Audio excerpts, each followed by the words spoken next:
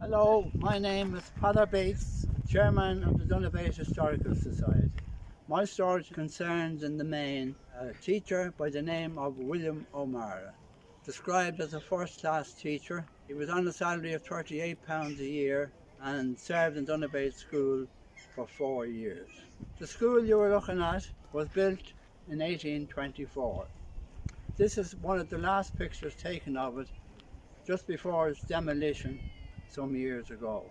What you are looking at now are some pages from a school book which was owned by one of the Linders family who was a pupil at the school and with whom O'Mara stayed as a guest for the number of years he was in Donabate. Following the publication of jobs in British Guiana by the British government, William O'Mara decided in 1864 to try his luck at teaching in South America.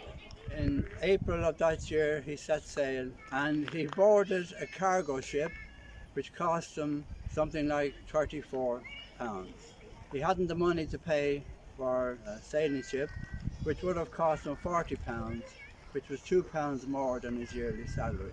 When he boarded the ship, he began to feel a bit sorry for leaving Donabate, and he wrote a long letter to Mr. Linders of Corbless, describing his journey, the area in which he was now living, and finishing up by saying he hoped to be back in Donabate, but that never happened. But I'm going to read now part of that letter which he sent back. Then for the first time did I really feel deep sorrow. I beheld several friends standing on the shore and waving their handkerchiefs in token of adieu.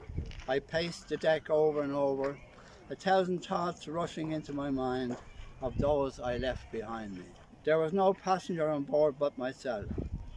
I thought as well to join a merchant vessel instead of the steamer, which would have cost £40. The passage by the sailing ship was 27.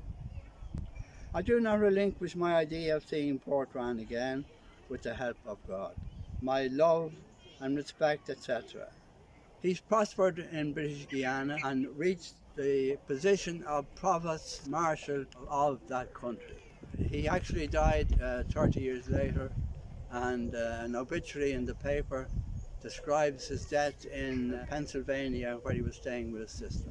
Well, 130 years later, two ladies arrived in Donabate looking for their ancestor, William O'Mara. If they had been directed to a certain house, they would have got the full story. Unfortunately, this did not happen.